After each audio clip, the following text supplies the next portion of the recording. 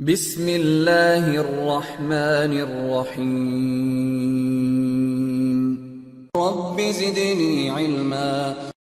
Our Shaykh Zahed Fettah, he has joined the room after Maghrib, and inshallah he will start his talk regarding Shaykh Abdur Rahman ibn Yahya Mu'allimi. Shaykh Zahed Fettah, he has done before many talks in our masjid. He studied from many scholars and ijazat, and he has his ijazat as well from Shaykh Suhaib Hassan, our Shaykh. Shaykh Zahed, he has done many talks in our masjid, especially he has done talks on the belief in destiny and biography from Imam Malik. And he has done as well biographies of scholars of Algeria like Sheikh Ibn Badi, Sheikh Bashir Ibrahimi. And this year he has done a talk on Ahmad Muhammad Shakir. So we'll invite all our viewers to benefit from his previous talks as well, because it highlights the great contribution of scholars of Africa and North Africa from different countries and the contribution to Islam. And today he will be speaking about a scholar of Yemen who had done before biography of Imam Shawkani by Sheikh Suhaib Hassan, who was more ancient scholar. But today he will be speaking about another great Yemeni scholar, Shaykh Mu'allimi, whose books are reference books studied by all scholars of Hadith today, and they're highly praised in the Arab world. So without any further ado, I will invite Shaykh Zahed to start his talk. جزاكم الله خيرا بارك الله فيكم. السلام عليكم ورحمة الله وبركاته. بسم الله والحمد لله والصلاة والسلام على رسول الله وعلى آله وصحبه ومن اهتدى بهديه إلى يوم الدين. أما بعد. First of all, جزاكم الله خيرا for the invitation. MashaAllah, as always, there's an active program at the masjid, and it's very nice to see that there have been some very interesting topics discussed so far. I know that not too long ago the lecture was regarding Sayyid Nadir Hussain Dehlawi rahmatullahi alayh, the big musnid of the subcontinent, whose asanid are very much sought after, and some many other very important scholars to come as well, delivered by some respected mashayikh and scholars, Shaykh Suhaib Hassan and the Shaykh Muhammad Ziyad Tukla and the rest of the mashayikh as well. And today we have another interesting figure that we want to really get to know. And one thing that I like about the topics chosen for this conference, by the way, is that the methodology of these scholars is very similar. Their methodology is very similar. Their methodology in terms of knowledge, their methodology in terms of their focus and emphasis on knowledge, and their methodology in reform. There are a lot of similarities. There are differences, of course, no doubt, between scholars. But there are strong similarities, and those similarities are despite them being from many different parts of the world. Shaykh Abdur Rahman ibn Yahya Mu'allimi, al-Yamani, as we'll come to see, is a Yemeni scholar, and some other Arab scholars will be spoken about, and Nadir Hussain Dehlawi is from the subcontinent, and so on. So this really shows that when the Prophet ﷺ spoke about, regardless of the debate about the authenticity of the hadith, when the Prophet ﷺ spoke about Allah sending every 100 years someone to revive the religion for people, that doesn't mean it's one person 100 years. It could be a group of people. It could be several people. It could be a person in every part of the world.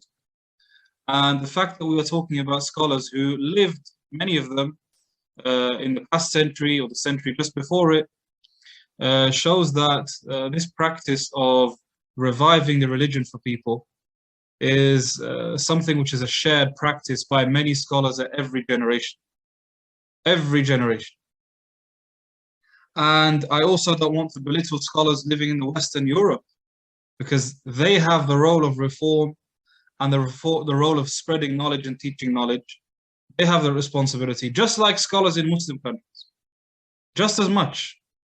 And some of them can be just as knowledgeable as our scholars living in other parts of the world, like the Gulf or North Africa, or in the subcontinent, or West Africa, or Indonesia and other parts of the world. Anyhow, Shaykh Abdur Rahman ibn Yahya ibn Ali ibn Muhammad al-Mu'allimi, born in 1312, according to the Hijri calendar, which is 1894. 1894. So his birth, we're talking more than 100 years ago, about 120 years ago. He was born in Yemen, in a town or village outside of the capital, Sana'a, which, by the way, is where I was born. I was born in the capital of Yemen, Sana'a. Even though I'm not Yemeni by origin, my parents are Algerian. But that was my, coincidental birthplace, Yemen. So I've got something to share with Shaykh Abdur Rahman Mu'allimi, Rahmah, as well as a Shawkani who Shaykh Ali mentioned earlier.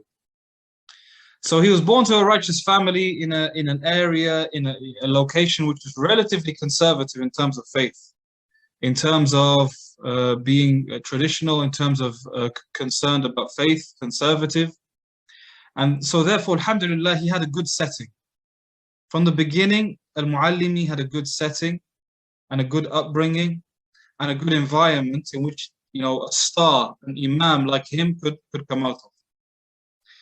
And although people can, come out of any place, someone could be brought up in a corrupt place, but Allah wants to guide them. That can happen. I don't know if, there was a lecture or whether it was just a discussion about Shaykh Zahed Rahman Mu'allimi, rahmatullahi alayhi, who was, brought up as a non-Muslim. And still Allah wanted good for him and led him towards knowledge and led him towards being one of the scholars of Hadith in our time. And so, although that's true, the reality remains that if we provide a good environment for people, that facilitates a righteous upbringing. No doubt about that. No doubt. As well as Allah's help. So he was brought up and started first reciting the Quran to one of the members of his family who used to teach the Quran, and also to his father. And Shaykh Abdur Rahman Mu'allimi, by the way, he's written a brief biography about himself. So a lot of the stuff that I'm saying here is actually stuff that he said himself in his own biography. And other people, his students and so on, they also wrote about him. But it's a good start, to have material that the author has written about himself, because that ensures accuracy. Because as you know, sometimes biographies, there can be a bit of difference of views, there can be different suggestions, sometimes inaccuracy when it comes to biographies. And so, mistakes can happen.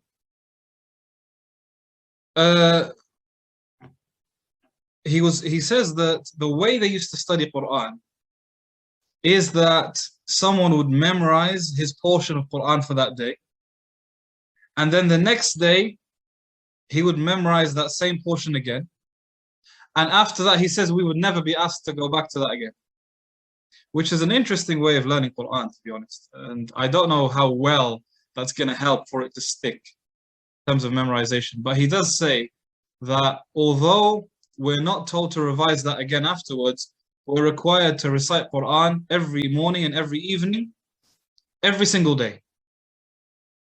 So this is an interesting method of teaching Quran. Instead of so much focus on muraja'a, revision, he says our methodology there was that people would memorize and the next day memorize again to ensure that that memorization sticks. And then we just focus on recitation. We just recite the Quran every day, every morning, every evening. And that recitation has to continue until we're much older as well. So he says that through this learning, I managed to complete the Quran and I managed to perfect recitation and writing of the Quran. They used to study according to the traditional method of like writing on a tablet and then rubbing it out and then writing the next bit and so on. And in some places in North Africa and maybe other parts of the world as well, we still have this methodology. In some schools, mainly called zawaya. They have different names, as you guys know, for different schools. They have different names. In some countries they're called madrasa. Madrasa is a place where people go to learn Quran and stuff and basic Islamic knowledge. In some countries it's called mahdara. Like is common in Mauritania and so on. And in North Africa, Algeria and perhaps Morocco as well, and Tunisia and Libya, they're better known as zawiya, the plural zawaya, one zawiya. A zawiya literally kind of means like corner, a corner where people go to memorize Quran mainly, and some zawaya are a bit more advanced, and those that have scholars and so on, they teach basic Islamic sciences as well, basics in fiqh, okay, basics in Arabic language, nahw and sarf and so on. They teach that along with memorizing the Quran. In North Africa, the zawaya are mainly dominated and have been for the past few hundred years by the Sufi scholars and the Sufi mashayikh and so on. And so the curriculum there is mainly Maliki fiqh and Ash'ari aqidah, and they teach tasawwuf and so on. And the recitation, of course, is according to Warsh, the recitation of Warsh, and in some places according to Qalun. But not all the zawaya are like that. A lot of the scholars did not want to go down this traditional route of teaching tasawwuf or teaching Ash'ari creed, but instead, teaching the creed of Ahl Athar and Hadith, whilst also sticking to the Maliki madhab in fiqh, and also teaching the Quran, tafsir and hadith and so on, like many of the Algerian and Moroccan scholars did. But they still kept the name a lot of the time of Zawiya.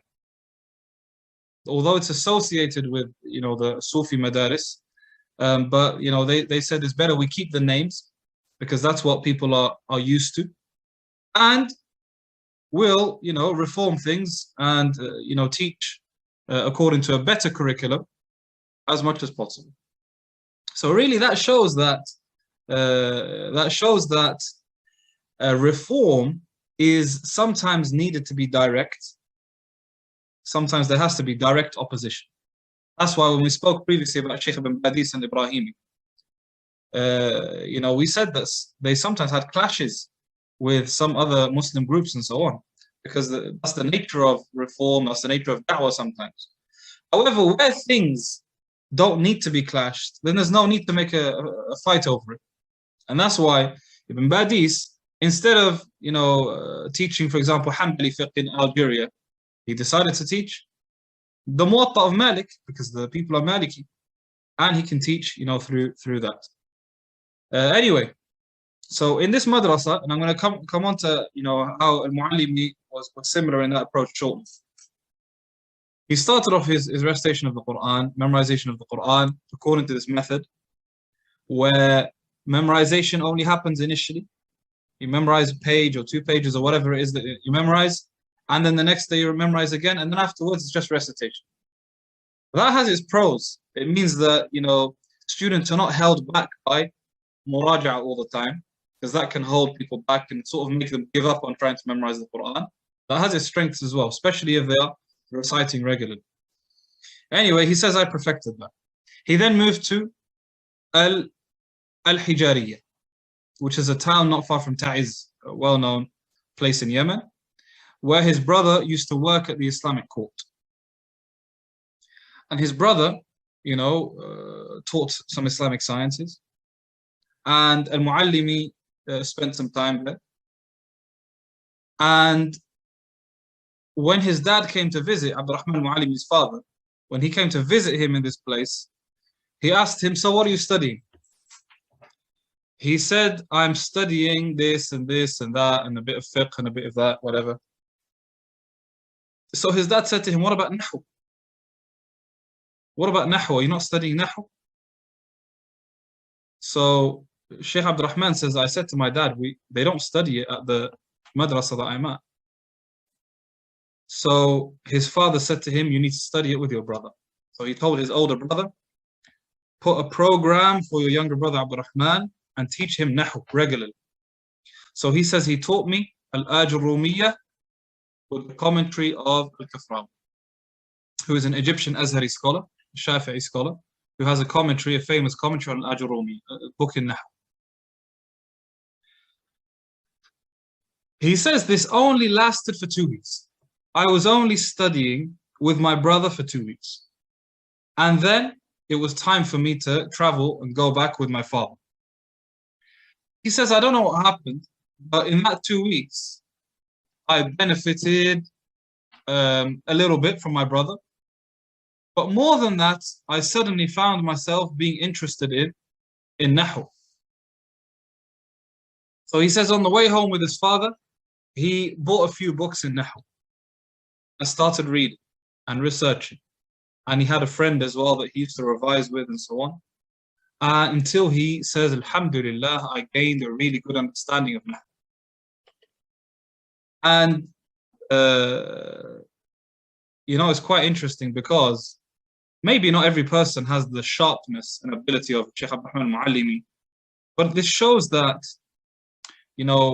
the role of a teacher in Islamic sciences is to teach people the keys to knowledge. Keys. Give them the basics, give them the essentials. That's their main job. Obviously, there are more things that a teacher provides than that. But their main role is to, academically, is to provide students with the keys to knowledge. How do you study this knowledge? After that, only 2 weeks with his brother. After that, he says, I would read myself, research myself, until I, had a good understanding of Nahu. I became really competent in Nahu. And that's the difference between a scholar and between someone who is a simple beginner student of knowledge, or between someone who is a layperson. And think about it, there are lots of people who graduate from Islamic universities, but I do not believe they are much more knowledgeable than lay people. What's the difference then? Why?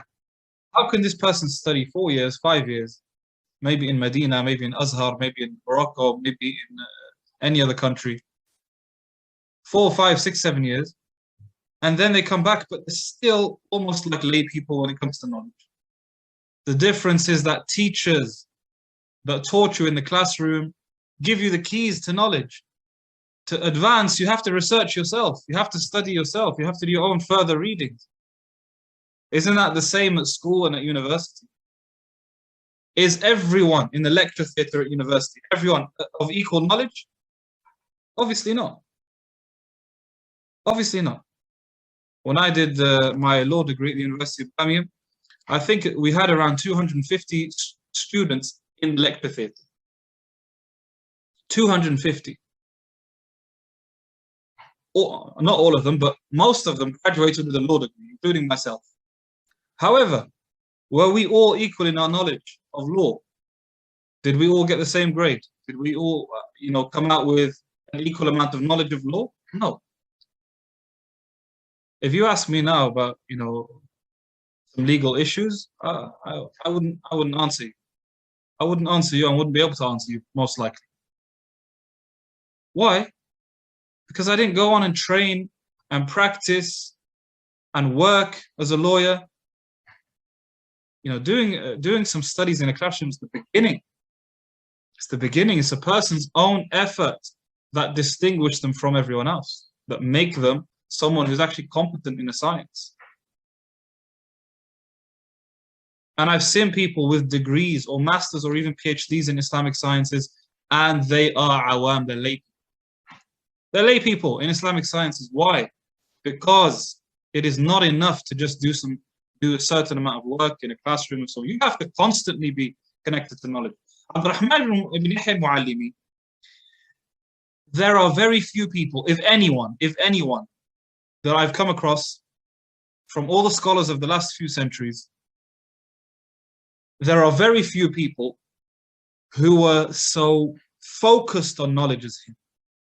Wherever he went, we're going to see in a minute, when he went to Indonesia, when he went to India, he spent more than 25 years in India. When he goes, but later back, he goes to Mecca and spends some time in Mecca. Wherever he goes, he has nothing occupying him but reading and revising and researching and studying. That's all he's doing. Of course, he's going to become a great alim. Of course, he's going to become a great scholar. In fact, I heard of Shaykh Abdullah Sa'ad, who is, a scholar of Hadith from Riyadh, who's still alive. He says, I don't know of anyone in the last century as knowledgeable as the Shaykh Abdur Rahman Mu'allimi in Hadith. I don't know anyone as knowledgeable. And there were other, scholars who were,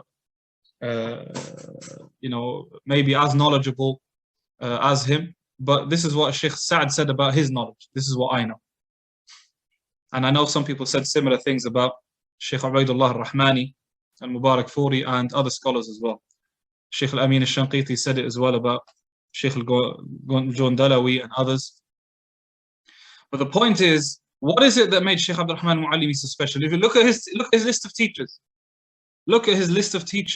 you will rarely recognize any of the people he studied with. He studied some Quran with his father, studied a bit of Nahu with his older brother.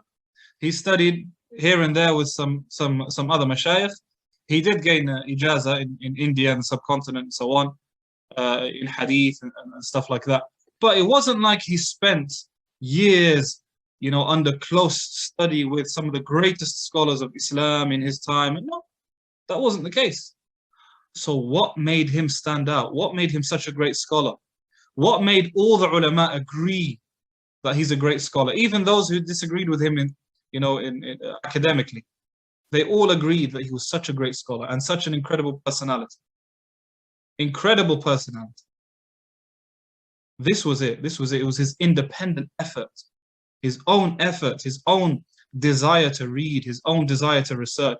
His whole life was basically spent in libraries with books, as we'll come to see, inshallah. So anyway, the point I wanted to take from that is that we want to benefit from scholars who are around us as much as possible, but we don't want to make that where knowledge ends. As soon as we leave the classroom, as soon as we leave the masjid, that's the end of knowledge. And then we study again when there's another lecture or when there's another dars, or next week when it's time for the next lecture. That way, our knowledge is always going to remain limited. Not everyone can be a scholar, that's fine.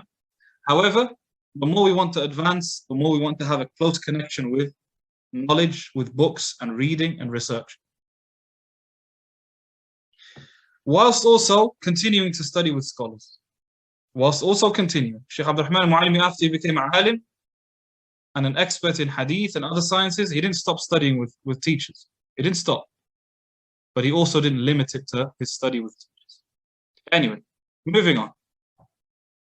So we said that, he had a good grasp of the Arabic language, of Nahu especially.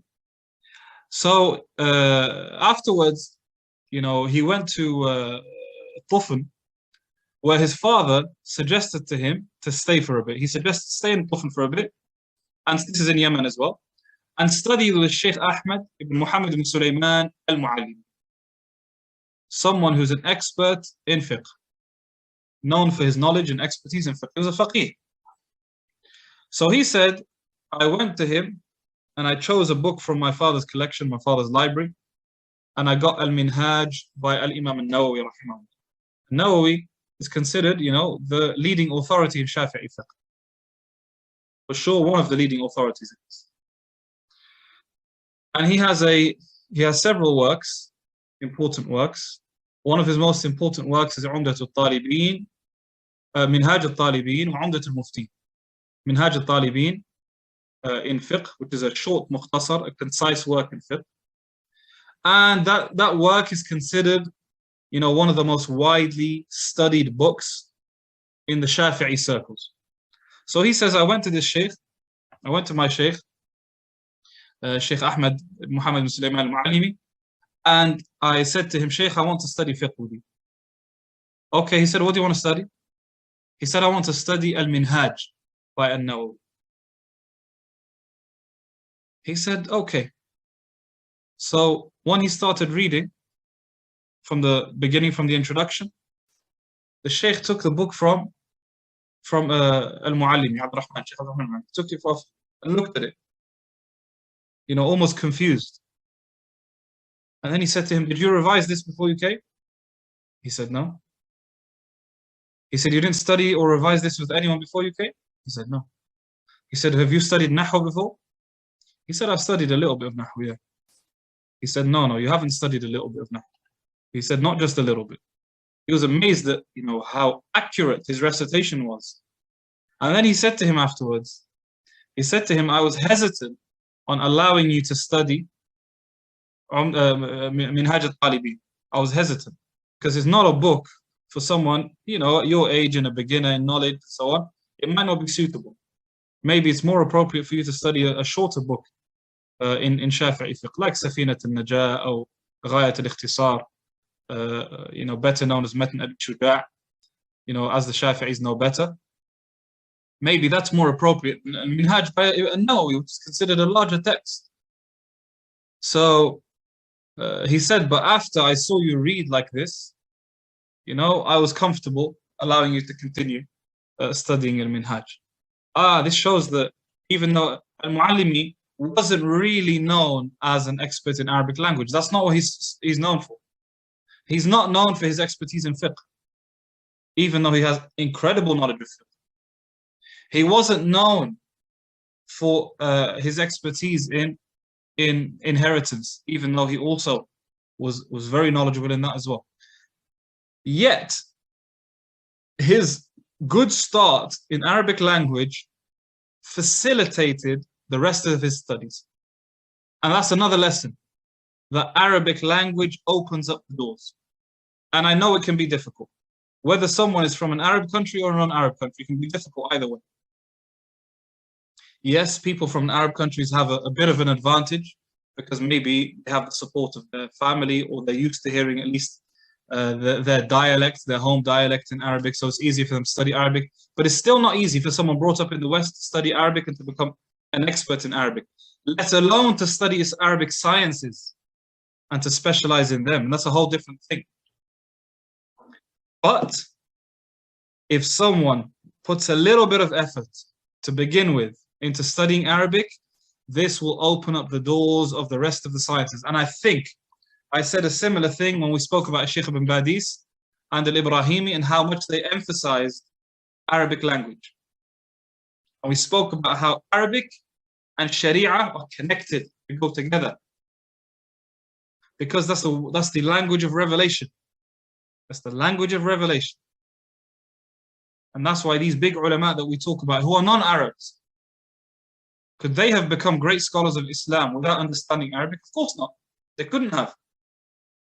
And that's why these great ulama, who had a major influence, as well as writing in their own language, Urdu or Farisi or Turkish or English or whatever, they also write some works in Arabic. And if they don't write in Arabic, then at least their wide reading and their understanding of Arabic is there. That opens up. Otherwise, we're restricted. There's only so much that you can learn from, studying in English. And even then, you remain kind of limited by what other people are saying. Arabic language can be difficult to begin with, but in the long term, it opens up many doors. Opens up many doors in studies. And Shaykh Abdur Rahman Mu'allimi, even though he's from a Arabic origin, he's from Yemen, but it was his studies of the Arabic language and his study of Nahu that really facilitated the rest of his studies until he became an expert in other things. Anyway, Shaykh al-Mu'allimi says, then I studied with our Shaykh al-Minhaj Shafi'i fiqh, because Yemen is a mainly Shafi'i country. And then afterwards I moved on to studying inheritance. And he says, because I had a bit of knowledge in mathematics before, I kind of enjoyed inheritance and I became quite good at science of inheritance. And inheritance, although it's a part of fiqh, you'll find it in the books of fiqh, but it studies as a separate science as well. because it has its own way, it has its own nature. And as well as the fact that it was something highly emphasized in the Hadith and by the Sahaba, the knowledge of inheritance. Anyway, Shaykh Abdur Rahman ibn Yahya al-Mu'allimi rahmatullahi alayh, afterwards, after some studies with his teacher, in Tufan, he took an ijazah from him, from Shaykh Ahmad Muhammad bin Sulaiman al-Mu'allimi, took an ijazah from him, and a general ijazah, and he praised him, and he referred to him as a alim, a scholar, despite being relatively young at the time, and not having spent so much time studying with him. Al-Mu'allimi, as like you know, he's from Yemen, and his upbringing was in Yemen, and he spent his early years in Yemen. However, Yemen wasn't so stable. May Allah Ta'ala purify it from anyone who wishes to harm it. Yemen is going through, even now, it's going through all sorts of challenges and difficulties. May Allah facilitate things for the people of Yemen. At his time as well, there was so much fitna, and there were problems in Yemen, and there were issues. And, especially Al-Mu'allimi's approach in knowledge and his views in Aqeedah, in fiqh, and other things as well, meant that he's likely to be harmed and, caused a lot of discomfort by staying in Yemen. For a period of time, he was given the role of being a judge, and he, stayed as a judge, but it wasn't really his comfort zone. That's why he constantly requested to be left, to be allowed to leave. Listen, I don't want to be a judge. I want to just, focus on knowledge. I want to teach knowledge. I want to work on knowledge. And he says that, success is only through two things: al-Ilm wal-Amal. Ilm, knowledge, and Amal, action. These are the things that make people successful. And so, and knowledge is the origin of Amal. Knowledge is the base of action. So without proper knowledge, without sound knowledge, we can never be successful. We can never reform our society. So I want to work on the most important condition for reforming the community: knowledge. I don't just want to be a judge and deal with people's issues and so on. That's important as well. But I have a more important role to fill. Eventually, once the Hakim at that time, the leader at that time, passed away, eventually he left this role, and he even traveled. And first he went to Indonesia. That was his first stop in 1344. But we are talking, in the 1920s. He went to Indonesia, but he only really stayed there for 1 year. But the nature of al-Mu'allimi is that wherever he goes, even though he's in a place now which is, a foreign place to him, and it's not even an Arab country where he can comfortably communicate with the people, he went there, and as always, wherever he goes, he's doing one thing. What's that? Reading and researching and studying. He only stayed in Indonesia for 1 year. In that year, someone came to him with a work which related to ijtihad and taqleed. Okay, ijtihad and taqleed. And asked him about this book. What do you think of it?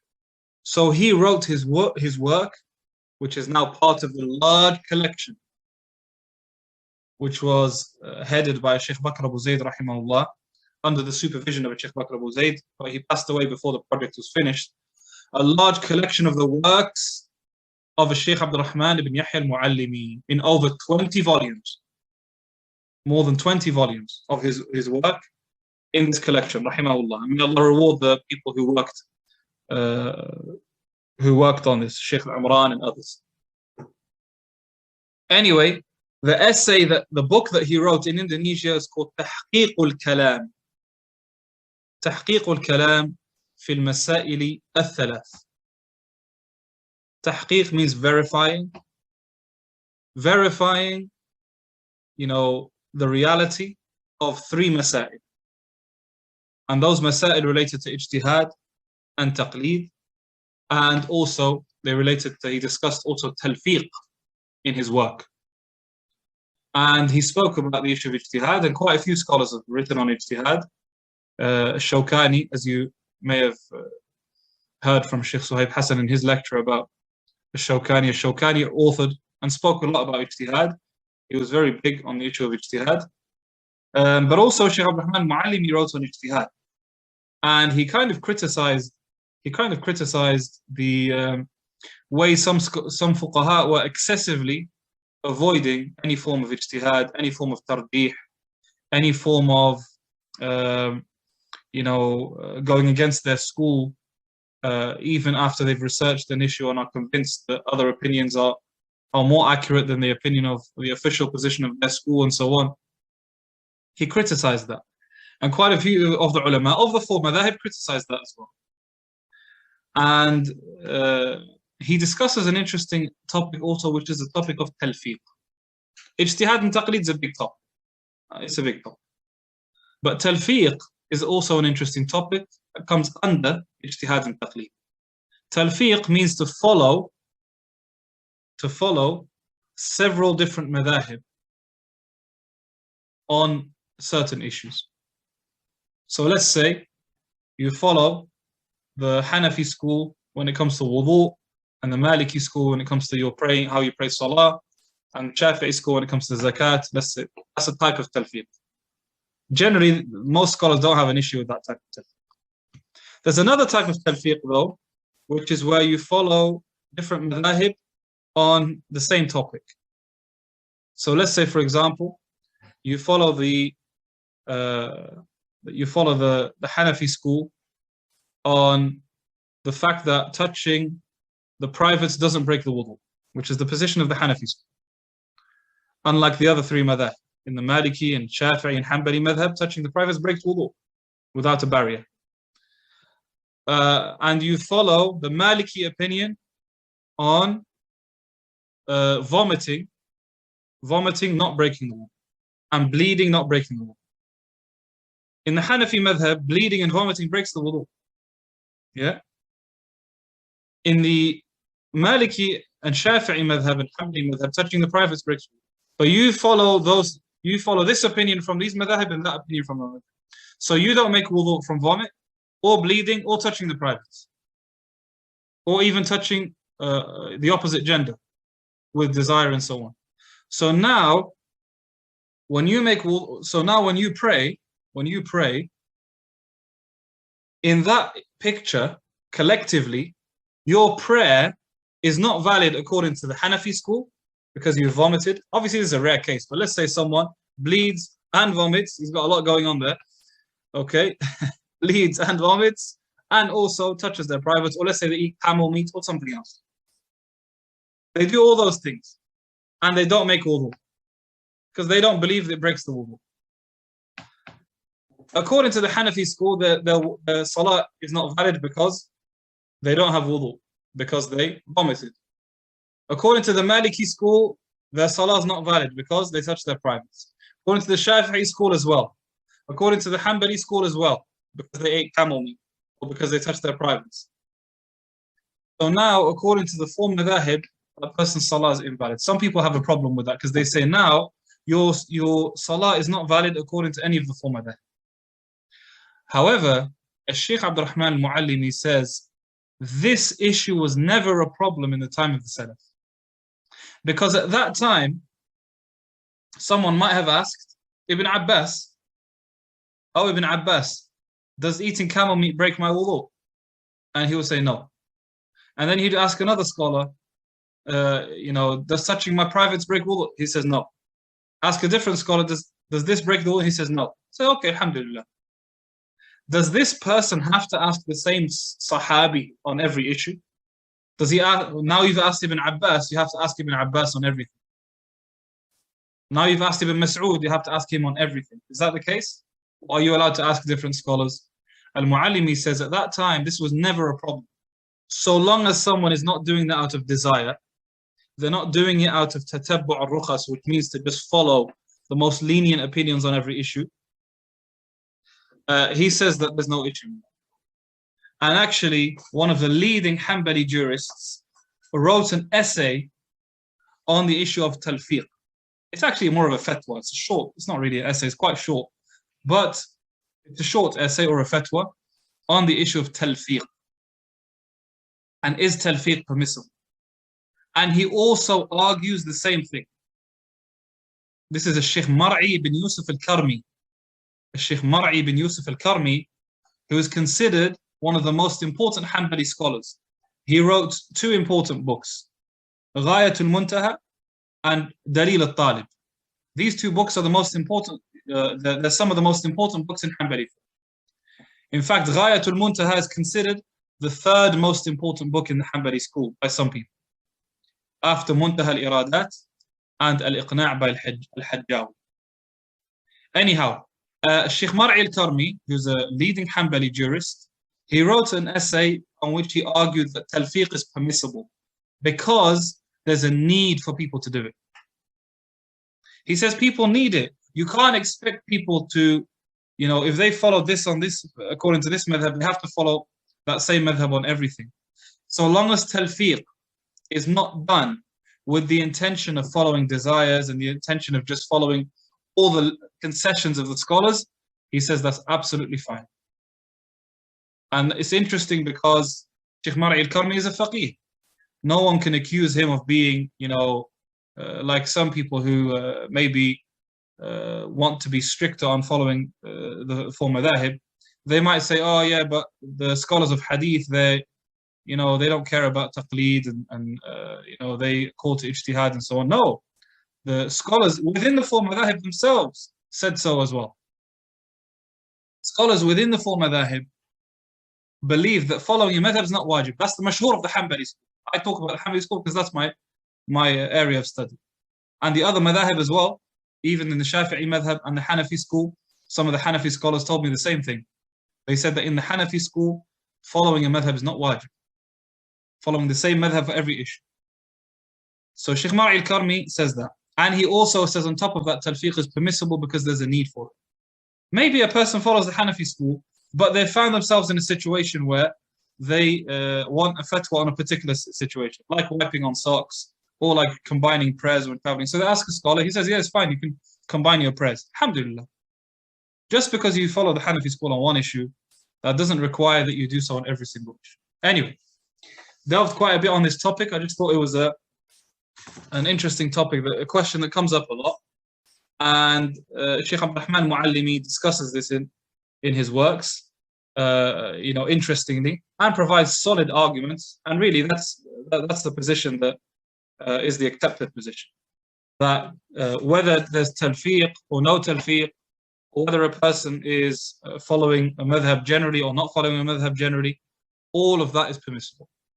So long as that person is not actively going after all the lenient positions and concessions intentionally, because that way a person might end up doing nothing. That way a person might end up doing absolutely nothing, which is following desire as opposed to following the Sharia. After his very short one-year trip to Indonesia, and I've only got a few minutes left, I'm not going to take too long, inshallah. We can spend hours talking about Mu'allimi. He's such a great guy, and he's spoken about such important topics in fiqh and usul al-fiqh and hadith and history, and he's responded to some people and refuted some of the scholars of his time, as we'll see shortly, inshallah. But we'll summarize and try to limit it some of the key highlights of his life, and then I hope that people can go away and read further on him, inshallah. After his one-year trip to Indonesia, he went to India. His most important stage in life is his life in India. Why? Because he went to India as a person of knowledge and a researcher. So his early studies and developments phase is past. That was in Yemen in his early upbringing. And secondly, the reason his stay in India is so important is because he spent over 25 years there. He spent over 25 years there. He was there at Da'iratul Ma'arif al-Uthmaniyah in Hyderabad, and he spent his time there researching and verifying books, a huge number of books that need a research team. We're not talking about short books like al-Ajurumiyya or what we've mentioned so far, Minhaj al-Talibin by al-Nawawi or other things like that. We're talking about volumes and volumes, works that need an army of researchers to study those books properly. Rahman Mu'allimi himself was an army because he has so much energy, rahimahullah. He was so strong, so motivated. One of the scholars mentions a story that Shaykh ibn Mani' got in touch with Shaykh Abdur Rahman Mu'allimi and asked him about Tafsir al-Razi, the Tafsir of al-Razi. So he said to him, Shaykh, is everything that's in the Tafsir of al-Razi's work, or is it part of it his work and part of it someone else's work? What did al-Mu'allimi do? He read the book Tafsir al-Razi in several volumes. He read it cover to cover, beginning till end. And it's not an easy read. It's not like a story. The guy is telling a story. He mentions all sorts of things, complicated issues in Aqidah. He mentions the science of mantiq. He's spoken about all sorts of things, Arabic language. And he's gone through a dense text like Tafsir al-Razi and studied it cover to cover so that he can answer the Shaykh ibn Mani's question and say to him, this part is al-Razi's work, this part is not, this bit is his, this bit is not. Because al-Razi passed away before completing his tafsir. So it looks like some people after him added to the work. The point is, I mentioned that example to show the man's energy and motivation in studying something, reading. That was the difference really between him and the rest of us. And this is what, that's not something we expect from everyone. And that's why these are chosen people of Allah. Like some people said about Ali ibn al-Madini and Yahya ibn Ma'in and others, خُلِقُوا لِعِلْمِ الْحَدِيثِ. Allah created them for the science of hadith. That's the nature of Allah. وَرَبُّكَ يَخْلُقُ مَا يَشَاءُ وَيَخْتَارُ. Your Lord creates what He wills and He chooses as He wills. Allah chooses and creates some people with abilities to do certain things. Not everyone can do them. We can all fill the gap in our own area. But we still want a certain amount of knowledge, and we still want to emphasize our own learning and our own studies. Anyway, he verified some of the lengthiest works, such as, for example, al-Tarikh al-Kabir by al-Bukhari. Inshallah. He says al-Tarikh al-Kabir by al-Bukhari. Okay, this is a lengthy book, all on hadith narrators. He studied it cover to cover, verified it, corrected it, researched every narrator. And you can say that when it comes to the science of narrators, Shaykh Abdur Rahman Mu'allimi is one of the most, that's a given, but arguably the most knowledgeable scholar of our time, the last century or so, the last 100 or so years, the most knowledgeable scholars of hadith narrators. And this is why Shaykh Bakr Abu Zayd referred to him as Dhahabi al-Asr, the Dhahabi of our time, the Dhahabi of our time. And that's because Al-Imam al-Dhahabi was known for several sciences, wasn't it? Especially two sciences, history and hadith. Those were the two things that al-Dhahabi especially was known for. And he wrote so many works and such comprehensive works on narrators of hadith and scholars and their biographies. And one of the most prominent works of his is Siyar A'lam al-Nubala, as you guys know. This has been printed in 25 volumes, some prints even more than that, just talking about the lives of narrators. Al-Dhahabi is one of the most important figures when it comes to narrators, when it comes to hadith and the history of narrators. So when Shaykh Bakr Abu Zayd saw that Shaykh Abdur Rahman Mu'allimi was such an expert about narrators, he gave him this title, al-Dhahabi, Dhahabi al-Asr, the Dhahabi of our time. Also, he studied al-Jarh wa Ta'deel by Shaykh Abdur Rahman ibn Abi Hatim. Al-Imam Abdur Rahman ibn Abi Hatim is the son of one of the greatest scholars of hadith in the history of Islam, Abu Hatim al-Razi. And this book, Al-Jarh wa al-Ta'deel, is a very important book, very similar to al-Bukhari's work. And some scholars say that actually it's largely taken from a Tarikh al-Kabir by al-Bukhari. And then Ibn Abi Hatim added things from his two teachers, his father Abu Hatim and his other teacher Abu Zur'a al-Razi, both of them big imams in hadith. There are additions there. But some people say that al-Bukhari's work is the original work, and then Ibn Abi Hatim added things, from himself and also from his father and from Abu Zur'a. And all of them are great scholars of hadith.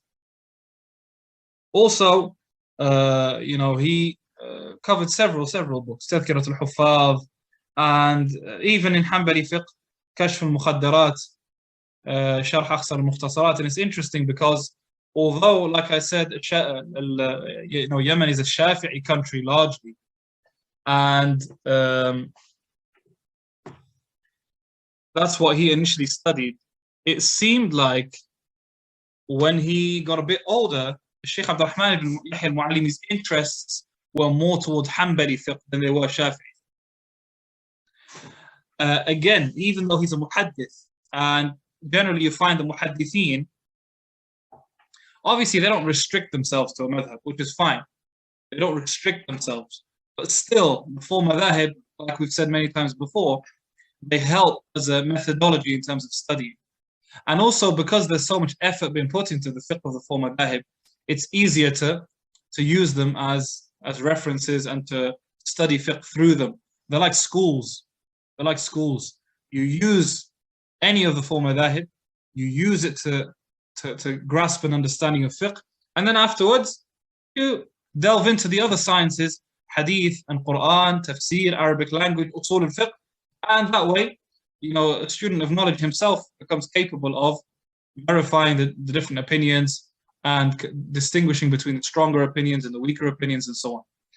So although al-Mu'allimi is originally Yemeni and Shafi'i in terms of his early studies, I noticed that he's very interested in the Hanbali works, which is interesting because it wasn't like he lived very much in the